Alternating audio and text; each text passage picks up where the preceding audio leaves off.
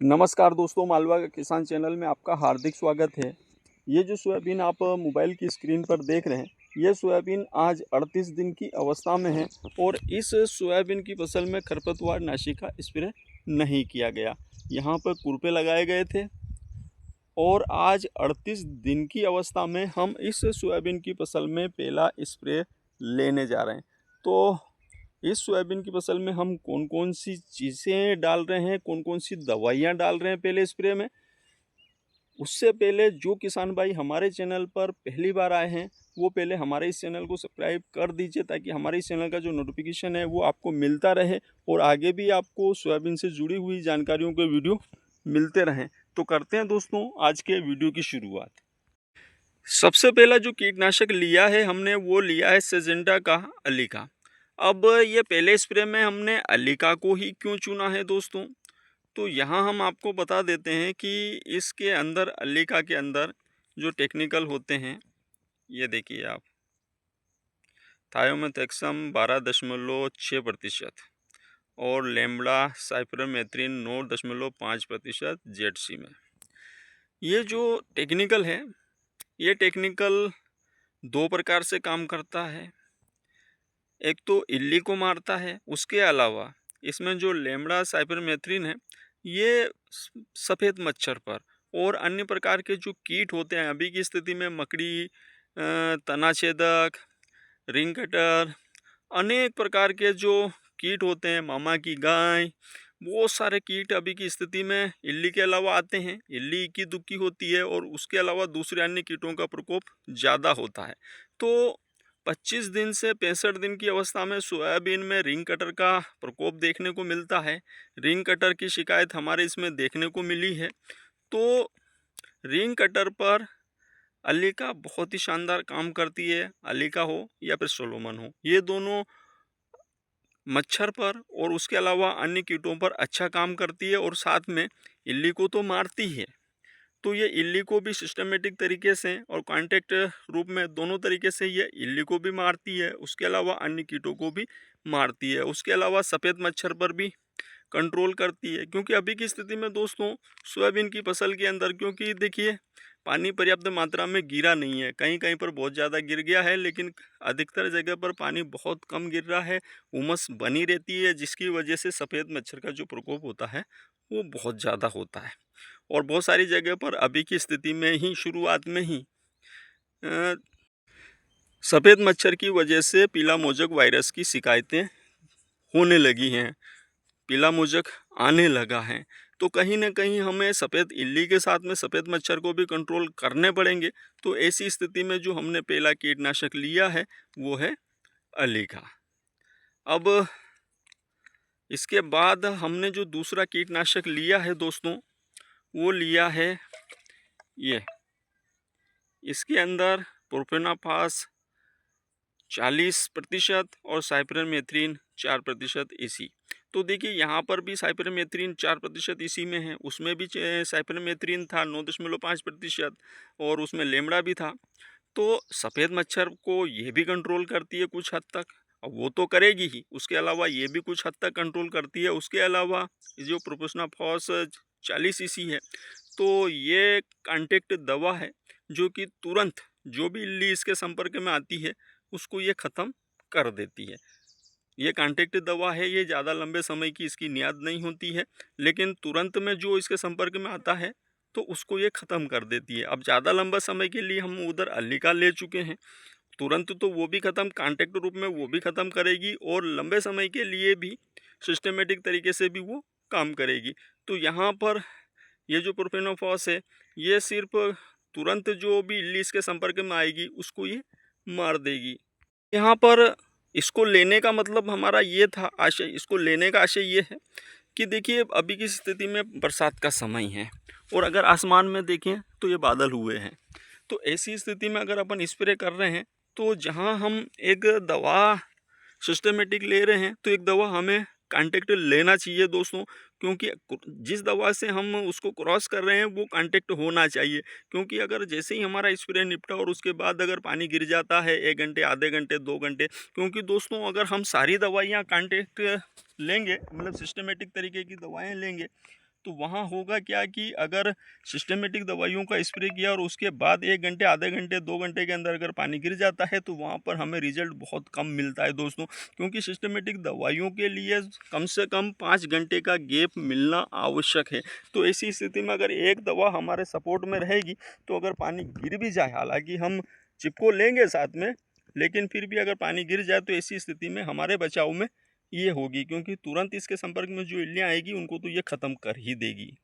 तो इसलिए हमने अल्लिका को प्रोफेनाफास से क्रॉस किया। तो ये हमारा कीटों का प्रबंधन है, अल्लिका प्लस प्रोफेनाफास 40 प्लस 4% साइपरमेथ्रिन, ये हमारा है।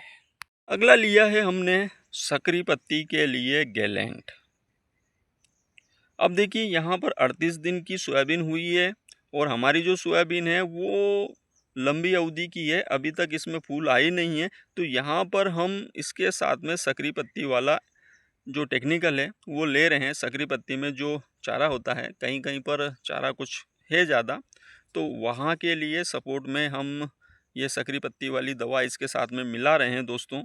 हालांकि ये पूरे खेत में नहीं रहेगी, जहाँ पर सिर्फ प्याज लगे हुए थे वहाँ पर ये रहेगी। तो ये जो गैलेंट है इसके अंदर ये देख लीजिए आप टेक्निकल, ये सकरी पत्ती वाला जो चारा होता है जिसे हम सामान अनेक प्रकार के जो चारे हैं उनके ऊपर बड़ा अच्छा इसका रिज़ल्ट है दोस्तों। पिछले 2 सालों से हम इसी का उपयोग कर रहे हैं, तो बड़ा शानदार ये रिज़ल्ट दे रही है। तो जहाँ पर चारा है वहाँ पर इसका हम उपयोग करने जा रहे हैं। उसके अलावा दोस्तों अब जहाँ पर हम गैलेंट देंगे वहाँ पर हम इसको नहीं लेंगे, और जहाँ पर गैलेंट नहीं देंगे वहाँ पर इसका उपयोग करने वाले हैं। तो दोस्तों अगला लिया है हमने NPK 5234। ये 5234 हम उसी जगह में डालेंगे जहाँ पर खरपतवार नाशी का हम उपयोग नहीं कर रहे हैं। और खरपतवार नाशी में भी कौन सा ये गैलेंट ले रहे हैं हम, तो सिर्फ सकरी पत्ती का, लेकिन उसके साथ भी हम इसे नहीं देंगे। ये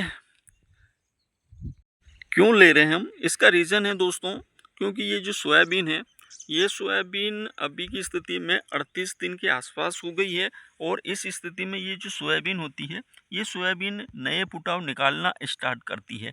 और अगर इसको ऐसी स्थिति में अगर फास्फोरस और पोटाश मिल गया तो कहीं ना कहीं दोस्तों ये जो फास्फोरस और पोटाश होंगे वो इस फसल की जो भूख है उसको बढ़ा देंगे, इसकी जो प्रकाश संश्लेषण क्रिया है उसको तेज कर देंगे, जिसकी वजह से और जो फास्फोरस होगा वो फास्फोरस क्या करेगा कि इसके अंदर एक तो फुटाव भी निकालेगा, उसके अलावा जो पोटाश है वो इसकी भूख को बढ़ाएगा। तो ऐसी स्थिति में होगा क्या कि इसकी जो प्रकाश संश्लेषण क्रिया है वो ज़्यादा तेज होगी, जिससे कि इसके अंदर एक तो क्लोरोफिल बढ़ेगा, उसके अलावा इसमें नई ब्रांचों का भी विकास होगा, जड़ों का विकास होगा और नई ब्रांचों का विकास होगा।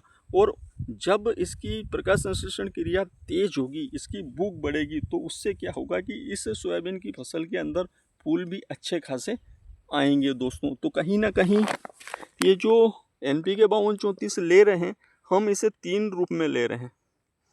3 काम करेगा ये, एक तो हमारी फसल में फूलों को बढ़ाएगा, दूसरा इसकी जो प्रकाश संश्लेषण क्रिया है उसको तेज करेगा, तीसरा इसके अंदर फुटाव निकालने में और जड़ों के विकास में मदद करेगा।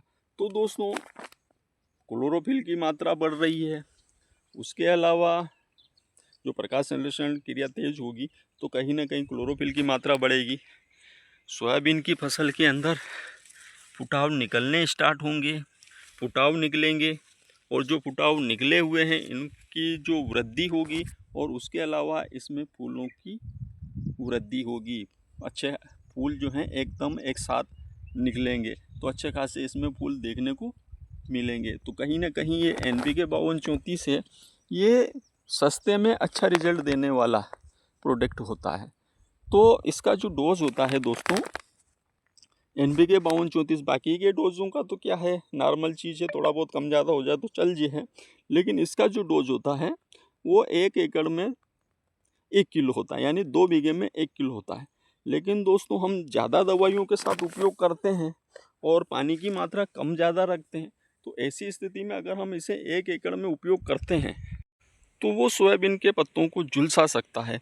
तो ऐसी स्थिति में हम इसका जो उपयोग है वो कहीं ना कहीं हमें 1.5 एकड़ या 3 बीघा, या तो हम इसे 1.5 एकड़ में इसका उपयोग करें, या लगभग 1 बीघा चलता है तो 3 बीघा में हम इसका उपयोग करें। तो वहाँ पर और भी अगर 4 बीघे में भी उपयोग करते हैं तो भी चल जाएगा, यानी कि 2 एकड़ में भी उपयोग करते हैं तो भी चल जाएगा।